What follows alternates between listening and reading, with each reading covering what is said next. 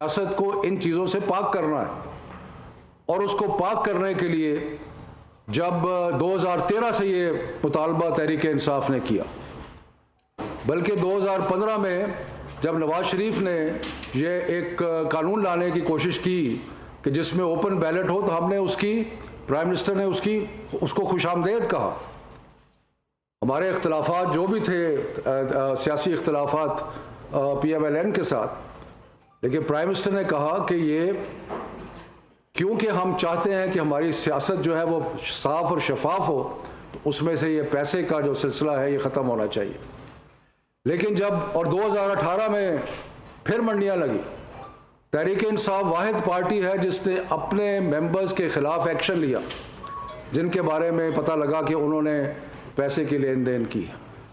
अब जब 2021 का इलेक्शन आया सेनेट का, तो बार बार हमने कोशिश की, हमने एक बिल लेके आए नेशनल असेंबली में, फिर एक कॉन्स्टिट्यूशनल अमेंडमेंट लेके आए और एक रेफरेंस भी किया सुप्रीम कोर्ट को। और रेफरेंस इसलिए किया कि सुप्रीम कोर्ट से हमने ये एडवाइस ली कि इसको कानून के ज़रिए तब्दील किया जा सकता है या नहीं। तो सुप्रीम कोर्ट का जो फैसला था वो बिल्कुल हालात के मुताबिक था। उन्होंने कहा कि नहीं, अगर आपने वोटिंग का तरीका तब्दील करना है तो उसके लिए कॉन्स्टिट्यूशनल अमेंडमेंट जो है वो होनी ज़रूरी है। लेकिन उन्होंने आगे बढ़ के कुछ और भी हिदायत दी और उन्होंने 218(3) का हवाला दिया। और 218(3) जो कॉन्स्टिट्यूशन का शिक है वो बड़ी क्लियर है इस बारे में। वो ये कहती है कि ये इलेक्शन कमीशन की जिम्मेदारी है कि वो इलेक्शन कराए और इस तरीके से कराए कि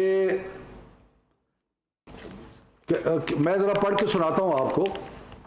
it shall be the duty of the election commission to organise and conduct the election and to make such arrangements as are necessary to ensure that the election is conducted honestly, justly, fairly and in accordance with law, और ख़ास तौर पे and that corrupt practices are guarded against. यानी कि ये election commission of Pakistan की जिम्मेदारी है कि वो ऐसा इलेक्शन कराएं जिसमें करप्शन का कोई सिलसिला ना हो। इस सिलसिले में हमारा एक डेलीगेशन गया जिसमें मैं और फवाद चौधरी साहब थे और भी कुछ हमारे साथी थे। हमने जाके चीफ इलेक्शन कमिश्नर और उनके मेंबरान से ये इस्तदा की कि सुप्रीम कोर्ट के फैसले में ये साफ कहा गया था कि सीक्रेसी ऑफ बैलेट जो है वो उसका यानी कि वो ऐसी नहीं है कि जिसके ऊपर कोई तब्दीली नहीं हो सकती, और उसका कोई ऐसा तरीका होना चाहिए कि जिस तरीके अफसोस से कहना पड़ता है कि वो उसको रिजेक्ट कर दिया गया और उसके लिए कमेटी बना दी गई और कहा कि जी ये आइंदा होगा। और उसका रिजल्ट क्या निकला? उसका रिजल्ट ये निकला कि अगर आप देखें जो सेनेट की सीट इस्लामाबाद की जिसमें इलेक्शन हुआ, अगर आप देखें जो सेनेट की सीट इस्लामाबाद की जिसमें इलेक्शन हुआ, उसमें आपने देखा कि एक तरफ यूसुफज़ा गिलानी जो है वो 169 से 169 वोट लेते हैं और तहरीक इंसाफ का नॉमिनी 164 लेता है, और उसके बाद जो खवातीन की सीट है उसमें 174 और 164 होता है।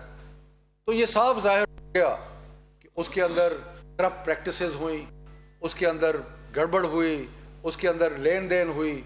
और उसके बाद जो वीडियो आए उसमें भी आपने देखा कि क्लियरली पैसे जो हैं वो उनकी बातचीत हो रही है। उसके बाद सिंध का एक वजीर जो था वो कह रहा है कि 5 से 10 करोड़ तक बढ़ाया जा सकता है या बाकी। तो ये सारी चीज़ें जो थी अयां थी और इलेक्शन कमीशन के सामने थी, लेकिन उसके बावजूद इलेक्शन कमीशन जो है उस इलेक्शन को शफाफ बनाने में मुकम्मल तौर पे नाकाम रहा। और अब सूरत हाल क्या हुई सेनेट इलेक्शन के बाद? सूरत हाल ये हुई कि कोई भी जमात जो है वो उससे खुश नहीं है, हर कोई क्रिटिसाइज कर रहा है। कोई ऐसा है जो उस वक्त कह रहा हो कि जी ये इलेक्शन जो है वो ठीक हुआ है, तो ये रीइंफोर्स करता है, वैलिडेट करता है, विंडिकेट करता है उस स्टांस को कि जो प्राइम मिनिस्टर इमरान खान ने लिया था। हम अगर चाहते हैं कि इलेक्शन शफाफ हों तो उसके अंदर हमें ऐसा अपनाना चाहिए कि जिससे ये पैसे का लेन देन, ये करोड़ों की खरीदो फरोख्त, ये ख़त्म होनी चाहिए। और उसके बाद आपने देखा कि इन सारे मामलात में अगर किसी की नाकामी है, किसकी नाकामी है? ये नाकामी इलेक्शन कमीशन ऑफ पाकिस्तान की नाकामी है। इलेक्शन कमीशन ऑफ पाकिस्तान अपनी जो जिम्मेदारियां थी उनको निभा नहीं सका, जो उसकी रिस्पॉन्सिबिलिटीज थी उनको निभा नहीं सका। अब अगर वो कंप्लीट फेलियर हो गया है इलेक्शन कमीशन ऑफ पाकिस्तान, तो फिर उसका क्या हल है? उसका एक ही हल है, किसी को एतमाद नहीं रहा इलेक्शन कमीशन पे। पाकिस्तान तहरीक इंसाफ सबसे बड़ी जमात है सेनेट में, नेशनल असेंबली में, और इस वक्त मुल्क में जो सबसे बड़ी जमात है तहरीक, हमें कोई एतमाद नहीं है। अगर आप दूसरी जमातों से पूछें तो वो भी शिकायत करती नजर आ रही है आपको। उसका इसके अलावा और कोई चारा नहीं है कि इलेक्शन कमीशन जो मौजूदा हालत में है वो नहीं चल सकती। इलेक्शन कमीशन को बहसीयत मजमूई इस्तीफा देना चाहिए, क्योंकि उसके बगैर और कोई तरीका नहीं है जिससे कोई एतमाद जो है वो बहाल हो सके।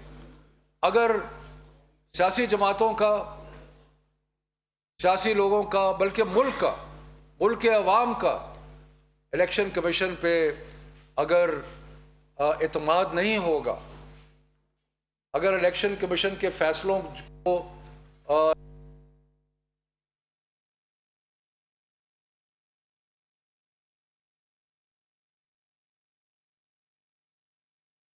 शफकत महमूद की जानिब से जो है वो इजहार ख्याल किया गया, और साथ साथ उनकी जानिब से कहा गया कि इलेक्शन कमीशन अपनी जिम्मेदारियां निभाने में नाकाम रहा, और साथ साथ उनकी जानिब से 2018 के इलेक्शन का भी तस्करा किया गया, और साथ साथ उन्होंने सेनेट इलेक्शंस होते हैं तो ये खरीदो फरोख्त की बातें होती हैं, यकीनी तौर पर वही बयान जो वफाकी वज़रा से पहले भी देते रहे हैं। हम सबको मिल के कि जो भी आइंदा इलेक्शन हो वो शफाफ हो और उस पर कोई आवाज ना उठे, उस पर कोई, तो ये चीज फिर इस चीज का अदा करते हैं कि ये प्राइम मिनिस्टर इमरान खान, जिन्होंने, अगर आप उनकी तारीख देखें तो उन्होंने इस वक्त वो क्रिकेट खेल रहे, तो उस जमाने से न्यूट्रल एम्पायर्स को कौन लेके आया? Prime minister Imran Khan. और अब भी हम हर लिहाज से ये चाहते हैं कि जो इलेक्शन कमीशन है वो एक न्यूट्रल एम्पायर का किरदार अदा करे, जो कि वो किरदार अदा नहीं कर रहा। तो इसलिए और इसके अलावा और कोई चारा नहीं है कि वो रिज़ाइन करे, और ख़ास तौर पे इसलिए कि सुप्रीम कोर्ट की रूलिंग जो थी उसमें एक बाकायदा एक मौका दिया गया था इलेक्शन कमीशन, और इलेक्शन कमीशन अगर चाहती तो उस फैसले की रोशनी में वो इक़दाम कर सकती थी, लेकिन उसमें इलेक्शन कमीशन ने वो नहीं किया, और उससे सारी कौम के एतमाद को ठेस पहुंची, और एक हमारी जमहूरियत को उस पर ठेस पहुंची, और ये चीज़ अनएक्सेप्टेबल है।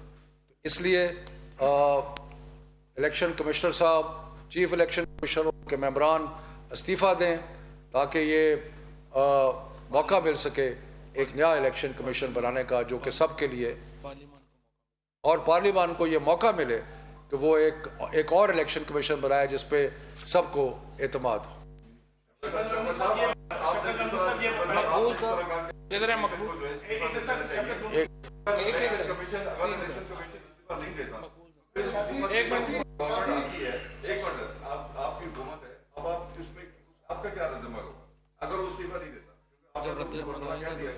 देखिए, बात यह है कि हम वो चीज़ कर रहे हैं जो मुल्क के लिए बेहतर है, जो जमहूरियत के लिए बेहतर है, जो हमारे मुस्तकबिल के लिए बेहतर है, और इलेक्शन कमीशन क्लियरली फेल कर गया अपनी जिम्मेदारियों को निभाने में।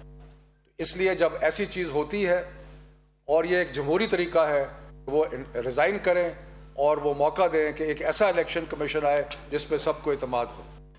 महमूद साहब ये बताइएगा कि क्या आप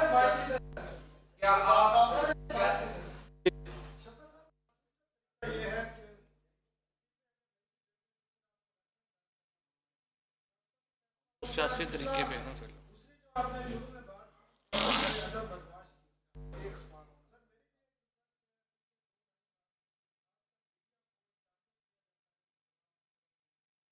शरीफ आदमी को इसमें ऐसे भी लोग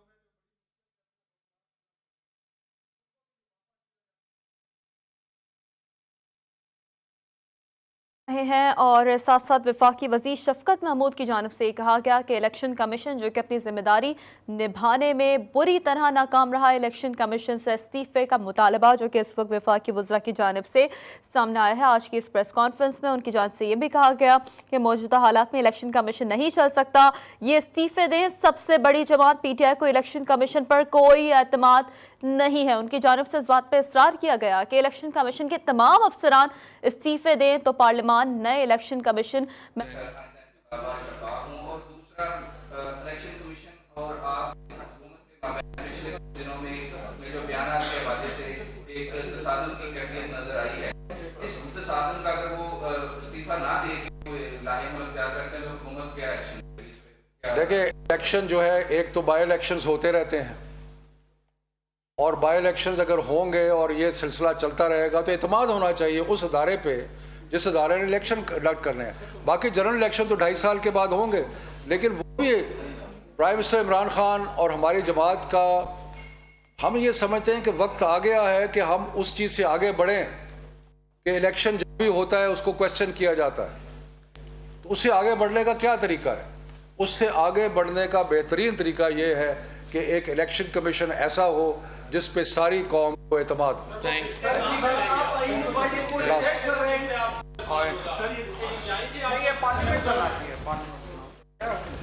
इस्लामाबाद में वफाकी वज़रा प्रेस कॉन्फ्रेंस कर रहे थे। उनकी जानिब से इलेक्शन कमीशन की जानिब से इस्तीफे का मुतालबा जो कि सामने आया है। उनकी जानिब से ये भी कहा गया कि सबसे बड़ी जमात PTI को इलेक्शन कमीशन पर अब कोई एतमाद नहीं रहा।